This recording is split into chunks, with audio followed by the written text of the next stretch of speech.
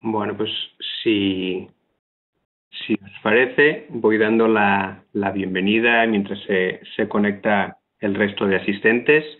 En primer lugar, bueno, bienvenidos a todos los que nos estáis escuchando.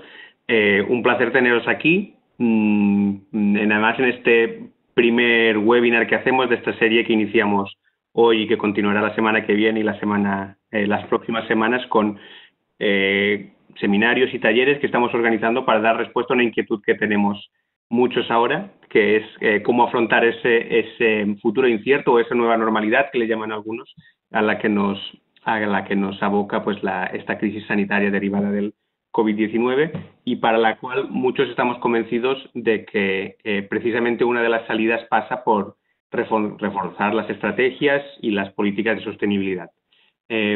Por eso precisamente es por lo que hemos organizado este webinar de hoy.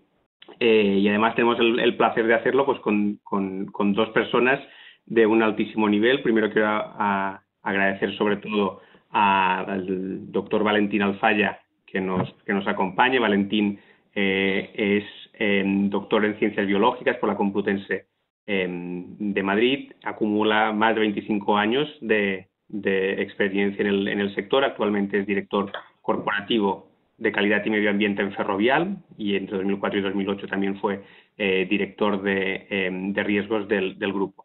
Además, tiene una participación espectacular en diferentes ámbitos. No sé si voy a alcanzar a leerlos todos, pero es el presidente del Grupo Español para el Crecimiento Verde, también es miembro del Governing Board del Centro Europeo de Innovación por el Clima, el Climate Kick, del Consejo Asesor de la Fundación Biodiversidad, de la Red Española de Desarrollo Sostenible, entre otros. Y además, como si no fuera suficiente, les sobra tiempo para escribir algún que otro libro y monográfico y dar clases. Por tanto, muchas gracias, Valentín, por estar aquí y encantado de poderte escuchar. Nada, es un placer, os agradezco que me hayáis invitado y bueno, espero que estéis todos bien en esta situación excepcional de confinamiento. Sí, es que eso es lo más importante.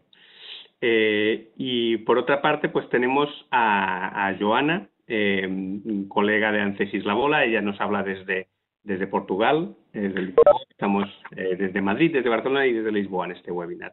Entonces, Joana Suárez, que es la responsable del área de Transactions and Finance, que recientemente hemos puesto en marcha en La Ola en España, si bien es una unidad de negocio que a nivel del grupo Antesis pues ya tiene un largo recorrido. Joana tiene más de 15 años de experiencia en todo lo relacionado con consultoría ambiental y especialmente en temas de auditorías de cumplimiento legal, due diligence, auditorías corporativas, en estrategias de ESG, y además ha participado en proyectos en múltiples países, desde Latinoamérica hasta Europa. Entonces, sin más, recordaros a los que estáis conectados, pues que por favor apaguéis micros y cámaras para evitar ruido de fondo. Las preguntas, por favor, que os vayan surgiendo, podéis mandarlas a través del chat y las comentaremos al final de la sesión. Y bueno, recordaros que la sesión durará 1 hora, terminaremos puntualmente o lo intentaremos a las 6 de la tarde. Si podemos 5 minutos antes, pues perfecto. Y esta sesión se está grabando, entonces podemos difundirla después a posteriori por si alguien quiere recuperarla. Entonces, a partir de aquí, todo tuyo, Joana. Muchas gracias, Adrián. Gracias antes de más a todos por os poder escutar y disponibilizar algo de vuestro tiempo para estar aquí con nosotros. Gracias a Valentín por estar aquí también y por haber aceptado este desafío de participar y ayudar en dinamizar este webinar. Comentaros que el castellano no es mi idioma nativo, o sea que intentaré hablar lo más tranquilamente posible, pero si hay alguna palabra o algo que no entendáis, por favor, comentarlo en el chat porque intentaré aclararlo o no sé, explicar un poco lo que quería decir. Entonces, el objetivo de este webinar es entender por qué es importante la evaluación de riesgos ambientales en procesos de crecimiento, desarrollo y optimización de nuestras empresas. Hablaremos de los riesgos ambientales y de cómo su no evaluación puede dar paso a pasivos ambientales y sus consecuencias en la empresa, bien como sobre los mecanismos que existen en el mercado para hacer estas evaluaciones. Después comentaremos con Valentín cómo las empresas ya tienen en sus modus operandi estas evaluaciones. Y terminaremos con aquello que creemos o que esperamos que sea una expectativa para los meses que vienen. ¿Vale? ¿Se podrá desconectar el micro? Muchas gracias. Muchas gracias. Bueno, entonces cuando hablamos de crecimiento, desarrollo y optimización en un mercado que está en constante movimiento, adaptación y evolución, esto requiere que todos los tejidos industriales y empresariales acompañen a todo el tren en estos procesos. De cara a acompañar estos procesos, las empresas buscan en el mercado herramientas distintas en base a su especificidad, en base a su sector, a través de procesos de financiación, ampliación de capital o búsqueda de nuevos inversores o en transacciones de venta o compra de empresas. La compra de empresas por parte de otra, una adquisición o la unión de dos empresas, una fusión, da lugar a otra de mayor que constituye una de las maneras más recurrentes en la actualidad para ayudar a ganar dimensión y competitividad. Generalmente este tipo de operaciones empresariales están provocadas por la identificación de una amenaza o de una oportunidad en el mercado. Sin embargo, estamos en una situación bastante compleja, ¿no? La gran cuestión que se pone actualmente es de cómo se va a impulsar la transformación en un entorno actual, ¿no? Estamos en momentos inciertos y en las últimas semanas todos los medios se llenan de noticias sobre el avance del virus en el mundo y cómo se desploman los mercados. Hay discusiones entre los líderes mundiales, reuniones de emergencia en las empresas, planos de contingencia y hasta en la gestión doméstica de las familias, ¿no? Nos hemos tenido todos que adaptar a vivir en cuatro paredes. Sin embargo, es importante saber que a pesar de la parálisis social y económica sin precedentes, muchas empresas a nivel global continúan planificando importantes programas de reacción y transformación. Aún a 30 de marzo, Ernst Young, por ejemplo,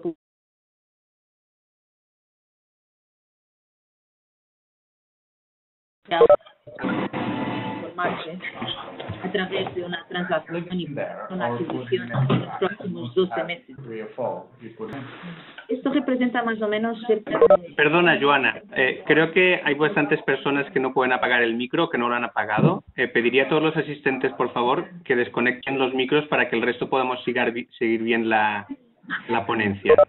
En el menú de abajo tienen un icono de un micro para desconectarlo. ¿De acuerdo? Entonces, todos aquellos que no lo tengan silenciado, silencienlo. Perdona, Joana, continúa. No, por favor, gracias. Es que no puedo... ¿Escucha un ruido de fondo? Por favor.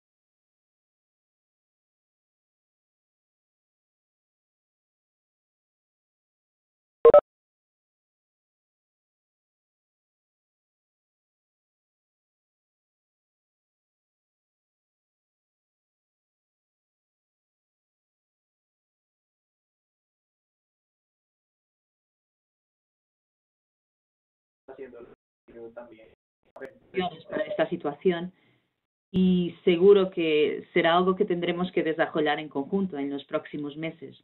Las juntas directivas están reconfigurando y reajustando su respuesta en tiempo real y a medida en que los acontecimientos evolucionan rápidamente. Esta naturaleza inesperada del COVID-19 ha puesto a muchas entidades, gobiernos, empresas, industria e incluso poblaciones, familias, a la defensiva. Y esta estrategia se ha visto que es insuficiente. O sea que, al igual que los gobiernos en esta crisis, las empresas no pueden permitirse ser totalmente reactivos. También tienen que planificar y anticipar proactivamente lo que se sigue o lo que puede seguir, ¿no? Una curiosidad que he leído estos días es que la misma ciudad china, Suzhou, es responsable de hasta 80% de los vestidos de novia del mundo. ¿Por qué os comento esto? Porque esto es una oportunidad, es una amenaza, es un riesgo. ¿Hasta qué punto están amenazadas las próximas bodas de los próximos años? ¿O es esto una oportunidad para avanzar? Cuando hablamos de reevaluar, ¿no?, nuestra forma de pensar, actuar, trabajar e incluso convivir dentro de nuestras casas, parece importante identificar y analizar los riesgos a los que estamos sujetos. Por ejemplo, hasta ahora nos planteamos en cómo traemos las compras a casa, cómo subimos o limpiamos los zapatos, ¿no?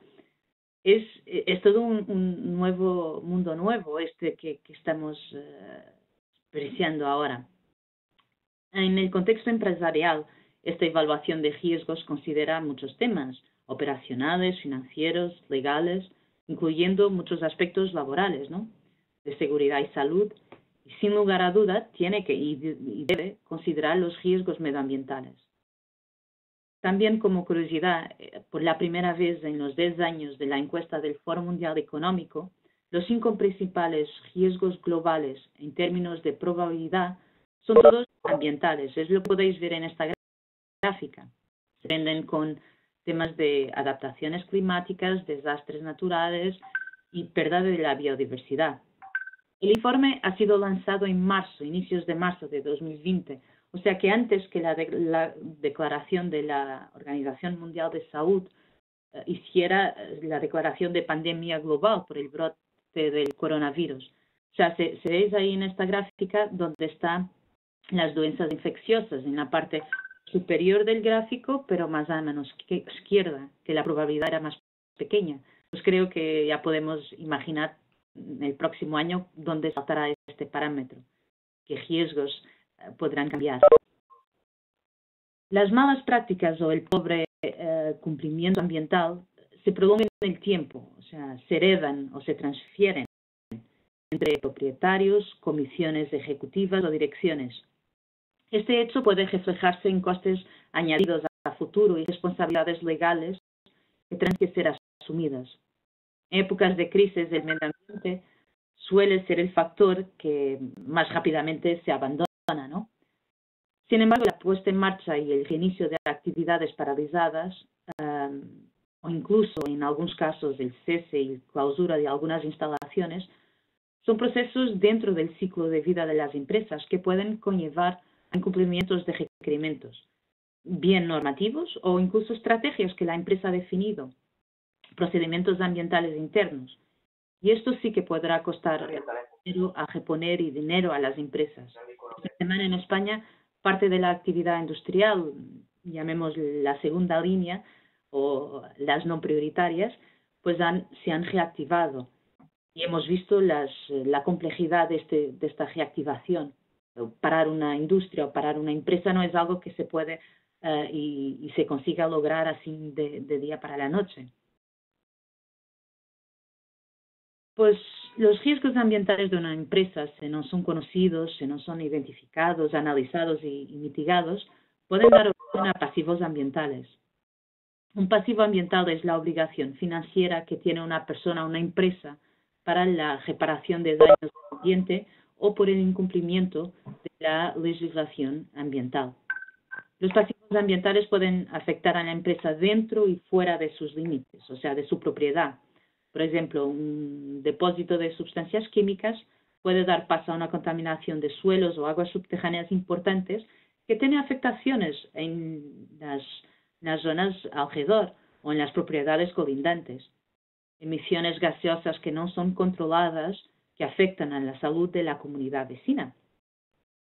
El desconocimiento de estos posibles pasivos ambientales en las actividades empresariales pueden tener algunas consecuencias importantes, dañar la reputación corporativa de la entidad gestora, pero también de sus directivos, de sus profesionales. Puede dar paso a que se entren en litigios o incluso acusaciones de delitos ecológicos y puede perjudicar posibles transacciones, procesos de financiación, porque pueden incutir a una pérdida de confianza por terceros o por inversores. Todo esto muchas veces causa pérdidas económicas que son innecesarias, que podrían haber sido identificadas y se podrían haber controlado. Los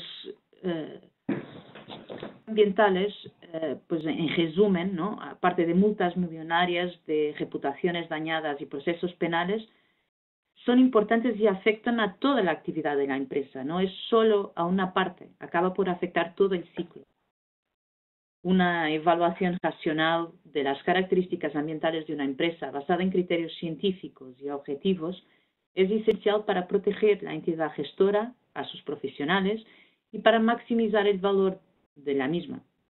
Algunos ejemplos mediáticos, como los que están siendo ahora proyectados, nos enseñan que los pasivos ambientales no son un concepto nuevo del COVID-19, ni serán un concepto ultrapasado después de esta pandemia que vivimos.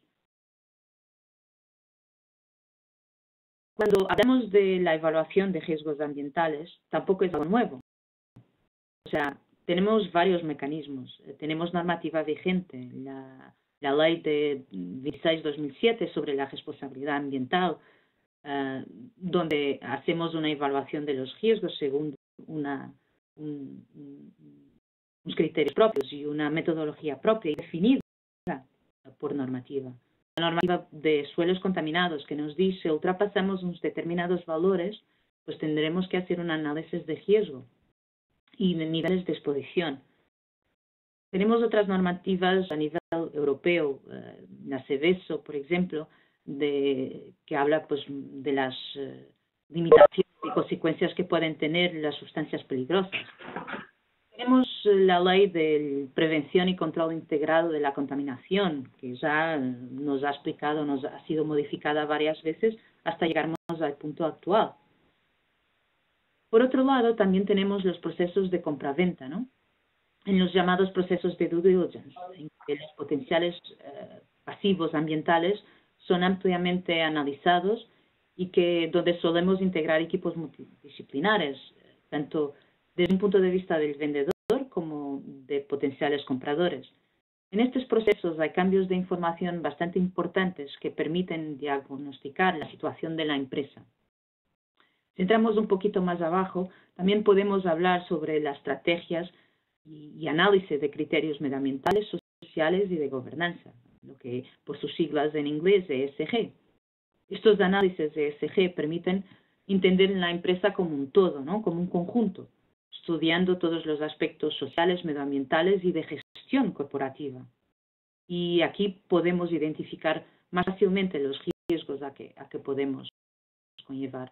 Comentamos también que la propia ley en 2018, con el estado de información financiera, ¿no? Ha ampliado también significativamente estos conceptos de considerar otros vectores o otros indicadores dentro de nuestras análisis. Una empresa que no consigue o que no afronta estos problemas de una manera conveniente tiene más riesgos tanto de reputación como financieros. La frase no es mía, es de Sebastián Senegas de Rothschild, que básicamente comenta la importancia de tener acceso a toda la información. Por otro lado, también podemos hablar de los procesos de refinanciación.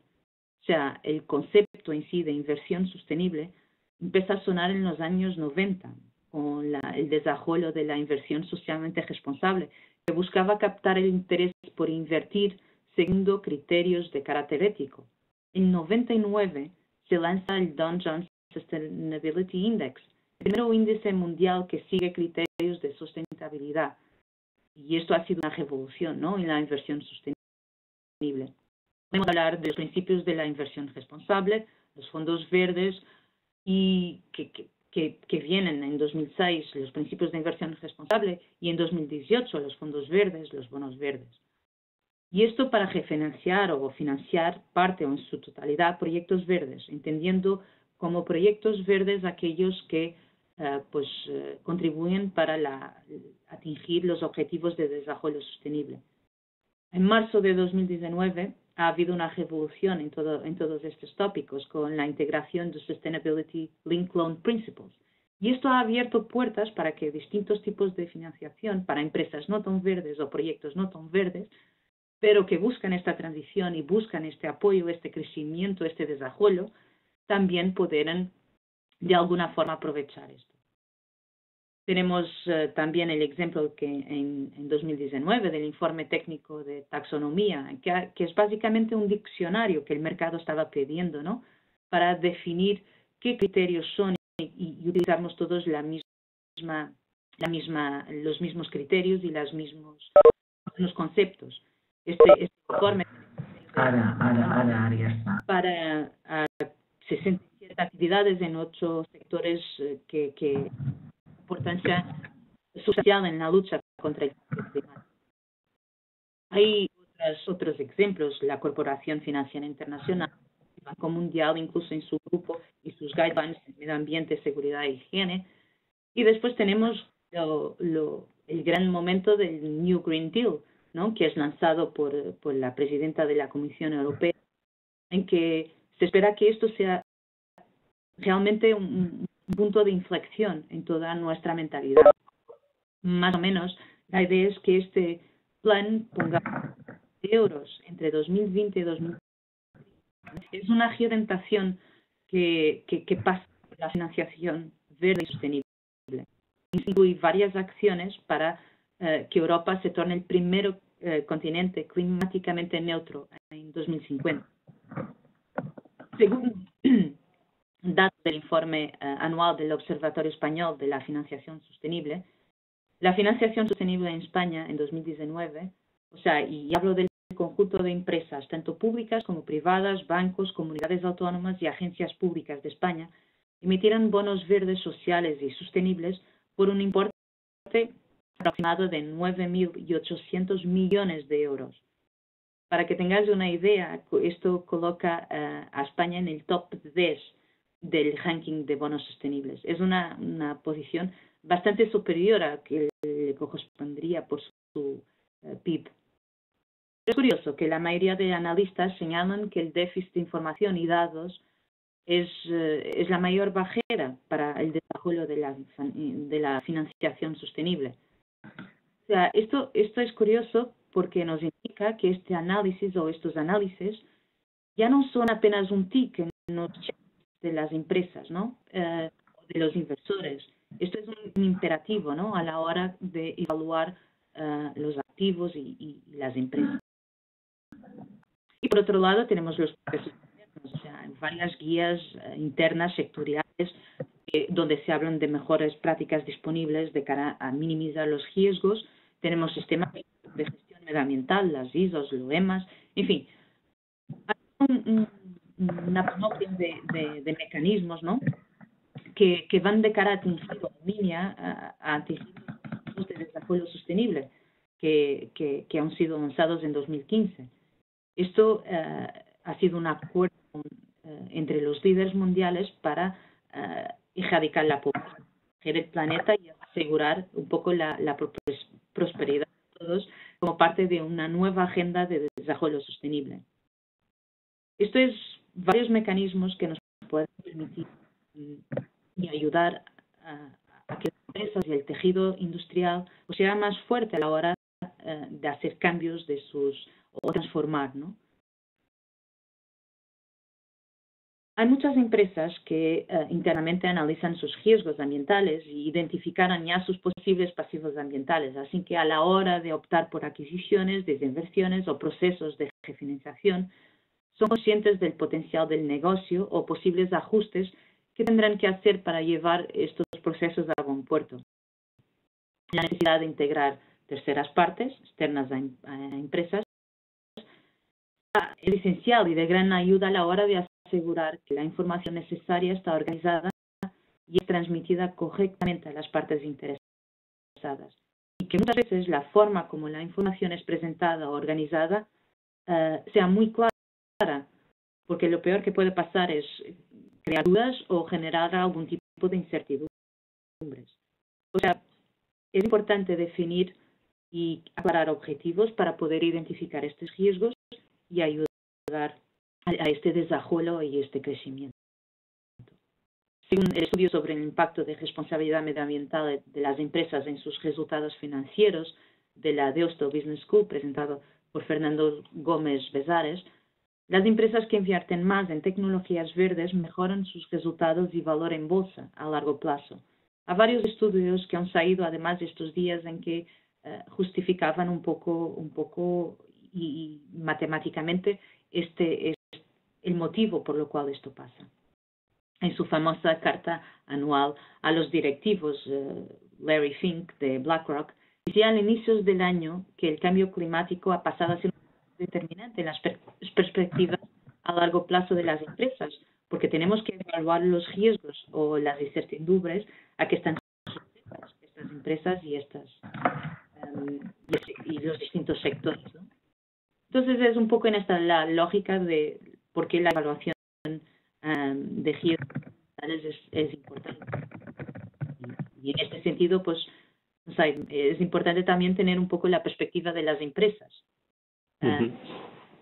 Muchas gracias, Joana, por este recorrido que hemos hecho por esos conceptos generales y fundamentos de la evaluación de riesgos ambientales. Y aquí sí me gustaría el poder contar con tu opinión, Valentín, desde el punto de vista de cómo gestionan grandes empresas como Ferrovial y otras de las que tengáis conocimientos, y sobre todo el entender cuál es vuestra experiencia a nivel corporativo y lecciones aprendidas en ese proceso de evaluación y consideración de riesgos ambientales. Hago un último comentario, por favor, un llamado a los que no tienen el micro silenciado, porque hay algunos que no sé por qué el organizador no tiene opción de silenciárselo. Entonces sí agradezco que todos aquellos que no tengáis silenciado el micro lo silenciéis. Muchas gracias. Todo tuyo, Valentín. Disculpa. Bueno, muchas gracias, Adrián. Es un placer. Gracias, Joana, por la introducción. Yo realmente mi papel en este webinar es simplemente poner un ejemplo de una gran corporación como Ferrovial, de cómo todo esto que estaba contando Joana se materializa realmente en una gran empresa. Voy a hablar muy poquito, unas hora y media aproximadamente, una cosa así. No, 5 o 6 minutitos nada más, que nadie se asusta. Lo primero que quería contar es cómo es cuál es el background de Ferrovial y por qué nosotros nos metemos en esto de los riesgos ambientales y cuál es el valor añadido que le hemos visto durante todo este tiempo. Nosotros llevamos trabajando de forma sistemática en análisis y evaluación de riesgos ambientales en nuestras áreas de negocio desde hace más de 10 años, casi 15 años. El origen de todo esto fue la publicación de la Directiva de Responsabilidad Ambiental en el año 2004. Entonces, evidentemente había que hacer un trabajo de transposición de esa directiva, como siempre, ya lo sabemos, a la regulación, al esquema jurídico español. Esta transposición se hace luego finalmente a través de la Ley 26/2007, como ha dicho con mucho acierto Joana hace un momentito. Por el camino, pues resulta que hace falta, para aterrizar esa nueva legislación, disponer de herramientas técnicas. Y todos nos damos cuenta que en España y en Europa pues había pocas herramientas técnicas. Había muchas metodologías, había muchas herramientas muy deslavazadas, pero sin la capacidad, digamos, para integrar toda la información sobre riesgos ambientales en la estrategia corporativa de una empresa, que es un poco la orientación que lleva todo el régimen de responsabilidad ambiental. Porque no perdamos de vista, y esta es la primera cosa que quería compartir con ustedes, no perdamos de vista que cuando se plantea todo el régimen de responsabilidad ambiental, realmente lo que se está planteando es que vamos a pasar de unos esquemas de gestión medioambiental muy enfocados a los impactos, que es lo que hemos hecho tradicionalmente desde hace décadas, a unos mecanismos más enfocados en no tanto el impacto, sino en prevenir el impacto, en entender las cosas que pueden desembocar en un impacto. Esto es el riesgo ambiental. Entonces, ¿cómo hacemos? Damos un paso atrás para ver con más perspectiva nuestras actividades y ver dónde tenemos no ya tanto los impactos como los riesgos de producir los impactos. Nosotros ya vamos trabajando en esto desde principios del año 2000 y entonces cuando llega este momento, pues desde el gobierno también nos piden colaboración. Nosotros teníamos la fortuna de tener varios expertos en Ferrovial trabajando en esta materia y con ya unos procedimientos bastante avanzados y contribuimos muy significativamente al desarrollo del instrumento técnico del que se dotó la Ley de Responsabilidad Ambiental Española, que es la norma UNE 150.008. Pues contribuimos en el equipo redactor a preparar toda esa compilación de métodos, de esquemas, etcétera, que todavía hoy se sigue utilizando. Esto es un poco el origen del asunto. Luego, ¿qué es lo que pasa? Que ya en Ferrovial nos damos cuenta que más allá de los riesgos ambientales a un nivel de planta industrial, de instalación, etcétera, que era una cosa que, insisto, teníamos ya en esa época muy trillada, era necesario dar un paso más adelante y establecer un mecanismo de control sistemático, no ya de una instalación industrial, sino del conjunto de las instalaciones y de las actividades que tenían asociados riesgos ambientales en todo Ferrovial. El caso es que es una cosa bastante sencilla en Ferrovial, porque en Ferrovial pues no tendremos más de 1.200, 1.500 centros de trabajo en más de 40 países, con lo cual es una cosa muy abordable. Hubo que imaginar y crear un esquema completamente nuevo para estar seguros de que con unos recursos suficientes pero no excesivos y abordables, podríamos tener un nivel de control sobre los riesgos ambientales de todos los centros suficiente como para sencillamente dormir tranquilos, que es una de las razones por las que nosotros analizamos los riesgos. Y también tomar decisiones mejor informadas, porque cuando alguien está tomando decisiones desde la perspectiva de riesgos, sin incluir los riesgos ambientales, está tomando decisiones con una visión muy parcial de los riesgos. El hecho de tener capacidad para evaluar de forma cuantitativa, incluso monetizar en muchos casos los riesgos ambientales, nos permite tomar decisiones más informadas en los órganos de gobierno de la empresa, incluso en el Consejo de Administración y en los comités de dirección. Estas son las razones por las que nosotros pusimos ya a desarrollar herramientas mucho más amplias, mucho más potentes a escala corporativa y no tanto herramientas muy enfocadas a los centros de producción. Ahora mismo, ¿de qué estamos dotados en Ferrovial? ¿Qué instrumentos utilizamos? Tenemos un primer, digamos, ámbito de carácter muy estratégico, muy vinculado a las estrategias de negocio, en donde cada vez que desarrollamos una nueva estrategia, hacemos un análisis de los riesgos y oportunidades detrás de esa estrategia. Por ejemplo, si desarrollamos la nueva estrategia 2030 que hemos hecho pública hace poco de cambio climático, al mismo tiempo que estamos identificando nuestras fuentes de emisiones y estamos identificando las reducciones de emisiones y nuestros objetivos y poniéndolos y haciéndolos públicos, al mismo tiempo hacemos un análisis de los riesgos y de las oportunidades que esta macroagenda, esta macrotendencia global que es el cambio climático y la transición energética tienen para los negocios de Ferrovial. Luego ese es un primer nivel en el que ya se hace un análisis profundo de riesgos y oportunidades vinculados a las estrategias de estrategias corporativas. Lo hemos hecho también en materia de huella hídrica, lo hemos hecho también en materia de capital natural. Cada vez que desarrollamos una nueva estrategia en el ámbito de la sostenibilidad, por ejemplo, o también en el ámbito del desarrollo de nuevos negocios, estamos haciendo análisis de riesgo de esas características. Y aquí, como muy bien decía Joana, pues muchas veces nos apoyamos en externos que nos ayudan a entender mejor las cosas, también a transmitir mejor las cosas y porque no, bueno, pues nosotros no sabemos de todo. Entonces solemos recurrir a expertos que tienen una experiencia y una visión muy enfocada en los temas particulares del tipo de riesgos que vamos a analizar. Como yo conocía a Joana, sin ir más lejos, en un trabajo que hicimos en Ferrovial conjuntamente hace relativamente poco. Perdón. Por otra parte, tenemos todos los riesgos vinculados a cada una de las áreas de negocio a escala corporativa.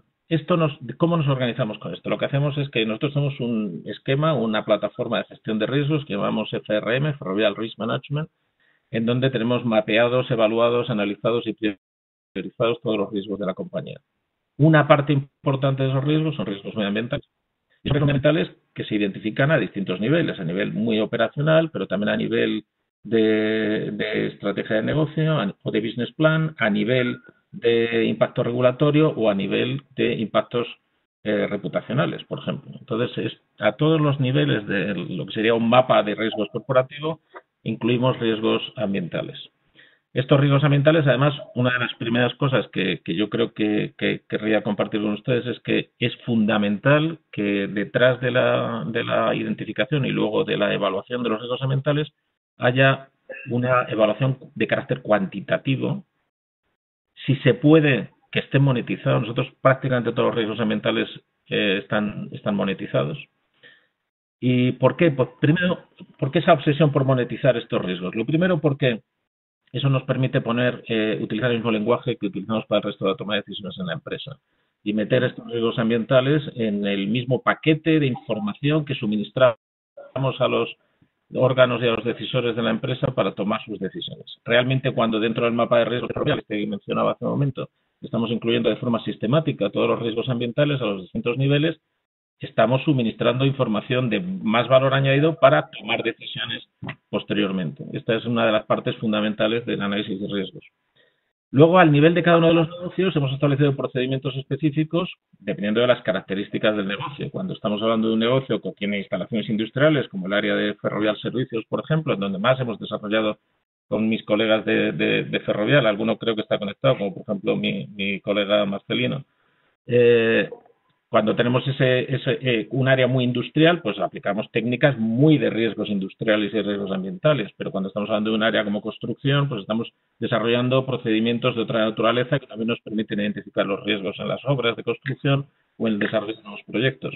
De manera que otra cosa que yo querría compartir con ustedes es que los esquemas de gestión de análisis y de gestión de riesgos tienen que ser suficientemente flexibles como para que se adapten a la realidad de cada negocio y a las capacidades que tiene cada uno de los negocios. No hay que matar moscas a cañonazos ni hacer cosas que no encajen en el día a día del negocio, porque entonces estamos haciendo un esfuerzo que al final va a resultar inútil. Muy importante adaptar estos métodos y estos procedimientos a la naturaleza de cada uno de los negocios.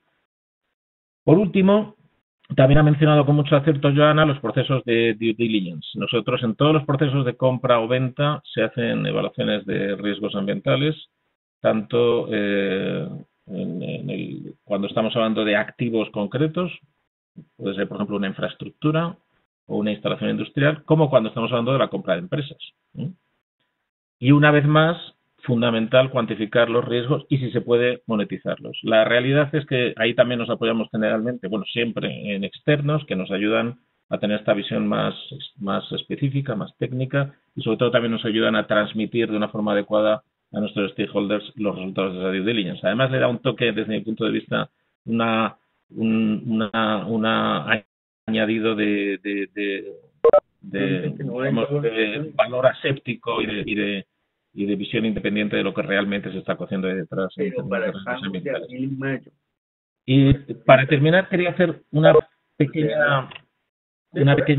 pequeño comentario de dos cosas que ha tocado hace un momentito Joana. Y tiene mucho que ver con el valor añadido que el conjunto de riesgos estos procesos sistemáticos de evaluación de riesgos, el valor añadido que le proporciona una corporación pues del tamaño de Ferrovial, una corporación que no olvidemos es una empresa que está cotizada en los mercados de valores y que está sometida, por tanto, a un escrutinio permanente por parte de analistas, inversores, accionistas, etcétera, etcétera.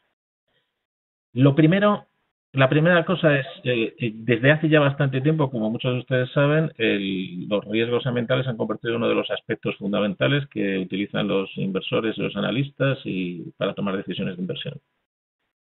Esto se ha acentuado mucho en los últimos años. Yo llevo reportando a través de nuestro departamento de relaciones con inversores, llevo reportando y con analistas inversores por más de 15 años. Recuerdo que hace 15 años, pues toda una cosa, como yo decía siempre, de 2 o 3 frikis, ¿no? Se dedicaban a esto, que llamábamos entonces inversión socialmente responsable, pero es que esto se ha extendido ya prácticamente a cualquier inversor. Si miramos además el tipo de inversores que tiene Ferrovial, que son inversores de largo plazo, muchos de ellos son inversores que tienen detrás instituciones de inversión cooperativa como fondos de pensiones o fondos soberanos, pues resulta que esto es el día a día.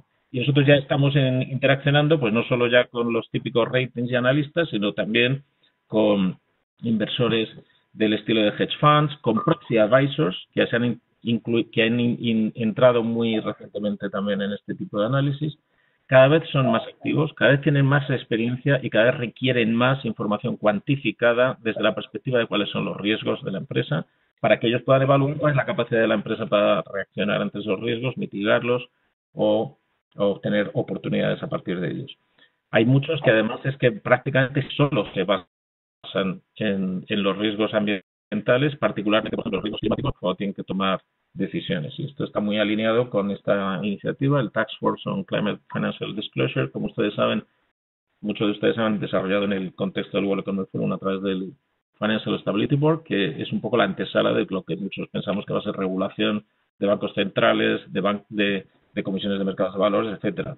Una vez que se desarrollan estos estándares, estas guías, descuenten ustedes que todos los inversores van a tener en cuenta los riesgos ambientales, incluso los riesgos globales y cómo impactan estos riesgos ambientales globales, como el cambio climático, en las actividades de las empresas o de los activos donde van a invertir. La última mensaje que quería compartir con ustedes es que una vez que ya tenemos la experiencia nuestra, por lo menos en Ferrovial, es que una vez que ya tenemos una idea clara, hemos evaluado y hemos trabajado sobre los riesgos ambientales, aparece, como siempre, ya saben ustedes que el lado positivo de los riesgos ambientales es el de las oportunidades. Y muchas veces un análisis certero de los riesgos ambientales es una fórmula para desencadenar nuevas oportunidades y nuevos modelos de negocio. Y esto en el caso de Ferrovial se ha dado muy frecuentemente. Estaba pensando ahora, por ejemplo, en que bueno, pues uno de los riesgos a los que nosotros nos enfrentamos desde el punto de vista ambiental es el incremento de los combustibles, de las tasas de carbono y de las tasas de los combustibles fósiles, que tiene un impacto inmediato en el coste del combustible y por tanto podría tener un impacto inmediato en el número de vehículos que circulan por nuestras autopistas, por ejemplo en Estados Unidos o en Reino Unido.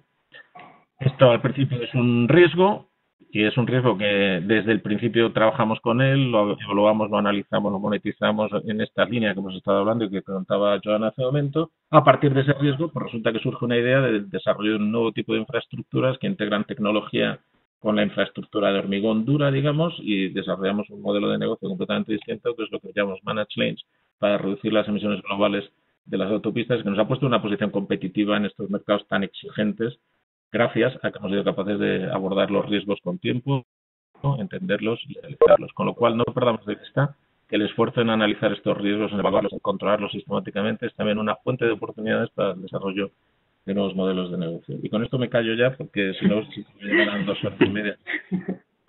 Muchísimas gracias, Valentina. Además, interesantísimo todo lo que has explicado. Has complementado muy bien desde la experiencia, desde la práctica del lado empresarial, de qué hablamos cuando hablamos de gestión de riesgos ambientales y lo que parece interesante también es esa otra cara, la de las oportunidades que puede generar además su análisis, sin olvidar esa tendencia creciente que muchos venimos observando de que aquello que antes era algo como la asignatura María que había en las empresas se está convirtiendo en una de las asignaturas duras a las que tienen que prestar cada vez más atención los directivos.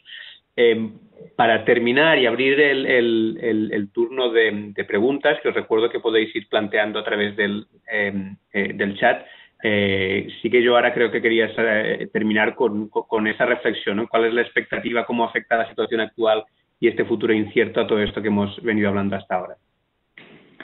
Bueno, gracias.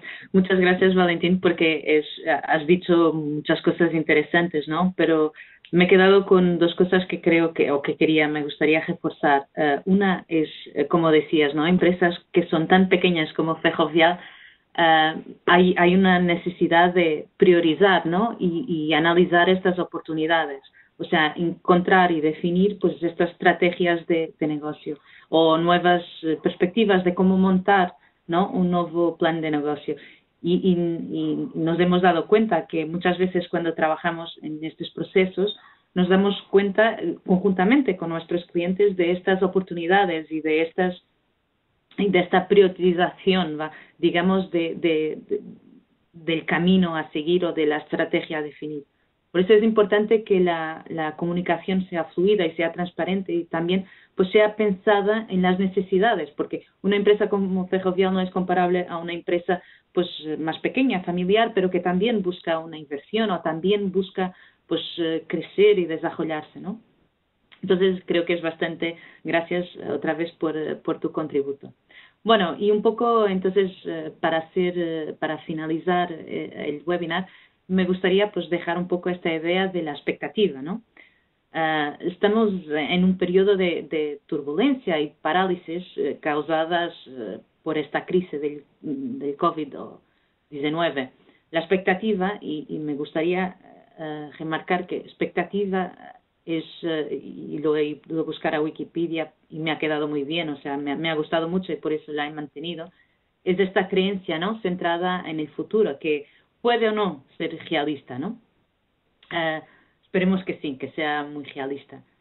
Pero la verdad es que esperamos que el mundo de las fusiones, de las adquisiciones, las financiaciones, pues se reviva, ¿no?, en los próximos meses, que rápidamente pues pueda recuperarse, ¿no? Aquí está una gráfica de PricewaterhouseCoopers donde pues hacía un poco una estimación de cómo las diferencias con la crisis de 2008 que todos hemos experienciado.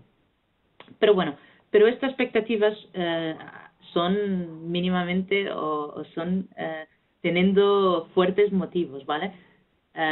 Si pensamos en el año de 2019, el año ha sido un año excepcional en términos de la recaudación de fondos de capital privado.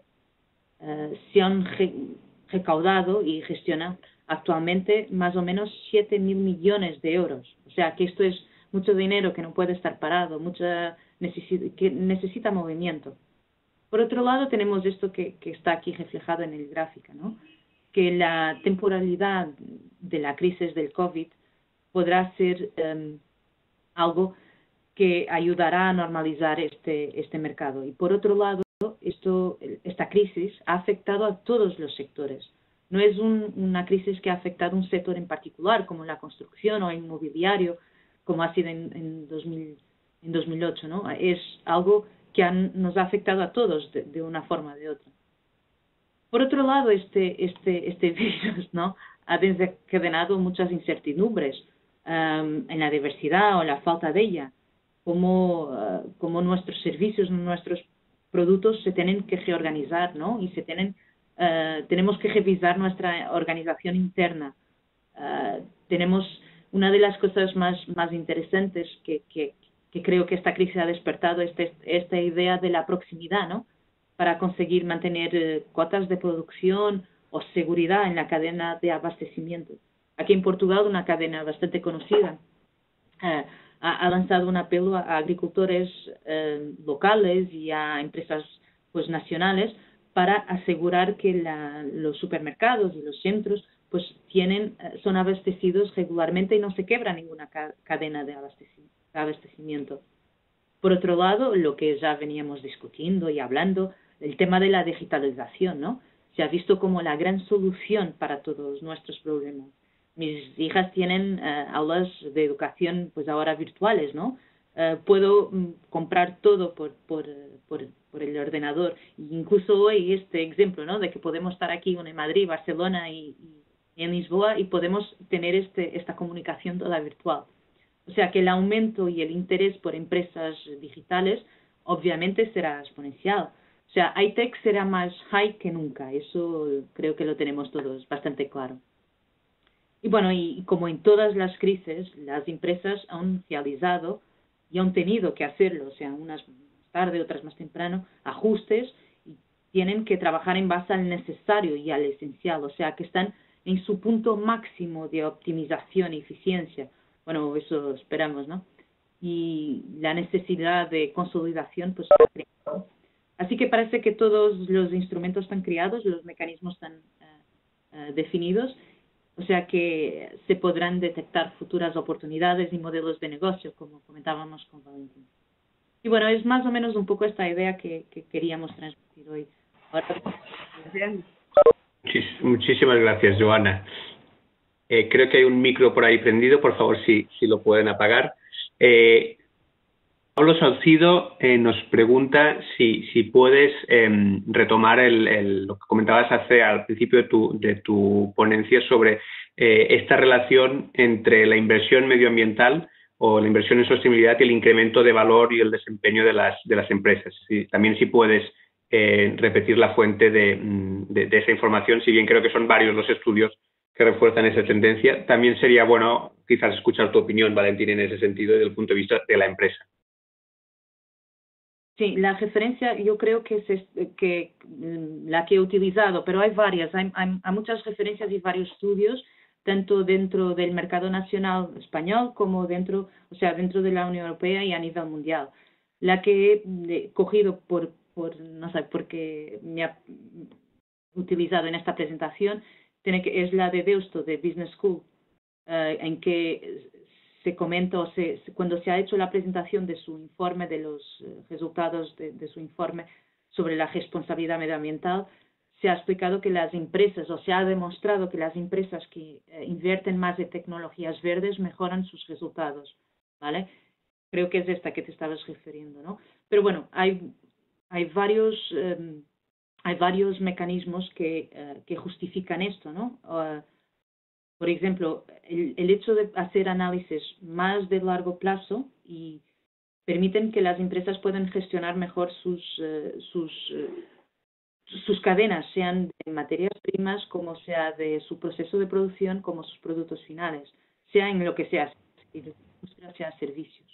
Y esto es básicamente los motivos. No sé, Valentín, si quieres añadir algo. Sí, gracias. Bueno, lo primero, yo siempre he tenido un lío tremendo con esto porque nunca he sabido si una empresa que tiene en cuenta todos estos aspectos medioambientales con rigor está mejor gestionada o si por estar mejor gestionada tiene en cuenta todos estos aspectos. Quiero decir que a veces simplemente las empresas que están en el top de las valoraciones en bolsa, por ejemplo, están ahí porque están bien gestionadas y como están bien gestionadas también gestionan bien estos sistemas. Yo soy más de esa opinión, ¿no? Que es difícil encontrar una correlación entre buena gestión ambiental e incremento de valor, pero realmente las empresas que están en el top están gestionando esto de forma eficiente. Lo que sí quería decir es que el conjunto de los activos que es bajo gestión ahora mismo en los mercados de capitales en Europa, el último dato que tenemos, yo creo que estamos hablando de cerca de 5 trillones de dólares solo en Europa, en distintos niveles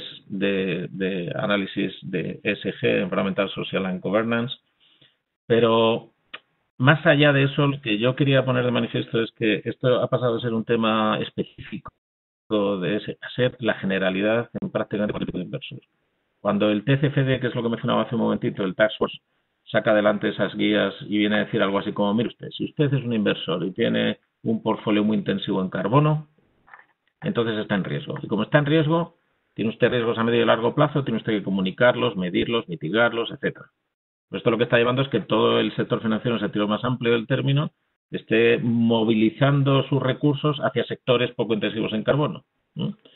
O hacia empresas que han entendido cuáles son sus riesgos climáticos, los están abordando. Entonces, ¿qué pasa? Que ahora mismo prácticamente cualquier inversor te va a preguntar por los riesgos climáticos y eso es uno de los grandes riesgos ambientales que tienen las empresas cotizadas. Así que al final mi experiencia es que en los últimos 4 o 5 años esto ya no es una cuestión solo de inversión socialmente responsable o de ESG, es una cuestión prácticamente de cualquier tipo de inversor institucional o no institucional, sobre todo cuando se está dirigiendo a empresas que es obvio que tienen riesgos vinculados a las agendas verdes globales, digamos, a la agenda climática, a la agenda de biodiversidad, etcétera, etcétera. Muy bien. También Julia Pujol nos pregunta sobre cómo afecta todo esto lo que hemos estado hablando y particularmente cómo puede afectar además en el contexto de la crisis del coronavirus a los objetivos de desarrollo sostenible, que era algo que estaba como en un boom, era un trending topic, podríamos decir, en el último año especialmente. Entonces, a ver cómo pensáis que esto puede afectar también el posicionamiento que tenían las empresas y cómo puede afectar en la inversión en este ámbito de las empresas, nos pregunta concretamente, y a qué objetivos podrían verse afectados, entiendo yo que también reforzados, fruto de las lecciones aprendidas de esta crisis. Bueno, esto es una pregunta bastante compleja, ¿no? No creo que haya una contestación así muy directa o solo una forma de contestarlo. La verdad es que los efectos de esta crisis ya nos han enseñado varias consecuencias relacionadas con el medio ambiente, pasando, claro, del tema de la contaminación del aire, ¿no? De cómo se ha disminuido los niveles de contaminación, cómo se ha visto afectado pues algunos animales que se adentran en la ciudad. No hablo de los delfines en Venecia ni nada de esto, pero hablo de algunas efemérides, ¿no?, que han pasado estos días y que han sido reportados como reales. La afectación, se han hecho varios estudios ya sobre cómo los objetivos de desarrollo sostenible van siendo o serán afectados, ¿vale? Una de las cosas que se teme tiene que ver con el tema, el número uno, ¿no? El fin de la pobreza y cómo esto hace repensar nuestro posicionamiento global y la diferencia entre la sociedad. También se ha hablado sobre temas de igualdad de género y cómo esto también dentro de cómo esto puede o no afectar la sociedad en los próximos tiempos. Se ha hablado del tema de los trabajos, ¿no?, del objetivo número 8, del crecimiento económico, y se ha hablado de afectaciones. Bueno, en todos estos se ha hablado bastante y se ha hecho un análisis amplia del tema de cómo van a ser afectados. En temas de las inversiones en concreto, yo creo que esto, y mi perspectiva es que esto será un incentivo a la inversión. O sea, que será un incentivo a este desarrollo. Es claro, nos hemos dado cuenta que tiene que haber un cambio en la forma como estamos actuando y cómo estamos gestionando nuestra sociedad, ¿no?, en general, tanto incluso en cómo vivimos, como que comemos, y esto es algo que se está, o sea, que cada uno de nosotros se está dando cuenta y por consecuencia todas las empresas. Entonces yo creo que esto será un incentivo al desarrollo sostenible. Os comentaba hace poco el tema de la cadena de supermercados aquí en Portugal, ¿no?, que de cara a suministrar y asegurar la proximidad y asegurar el abastecimiento de los centros comerciales, pues ha pedido a los agricultores próximos o cercanos pues que se hicieran sus capacidades productivas. Entonces, todo esto yo creo que vaya a afectar bastante y vaya a ayudar, pero en un plan positivo, al desarrollo y a la consecución de estos objetivos de desarrollo sostenible. No sé si, perdona, si he contestado, no sé, Valentín, si quieres... Muy rápidamente, sí. Vamos a ver, hay mucha incertidumbre todavía, desde luego. Pero a mí, tanto en Europa como aquí en España, la envolvente de todo lo que yo estoy recibiendo, los mensajes que me están llegando, es que yo estoy más con lo que dice Joana. Yo apuesto porque el desarrollo sostenible de la Agenda 2030 y sobre todo la economía, eso que llamamos economía verde, van a verse reforzados.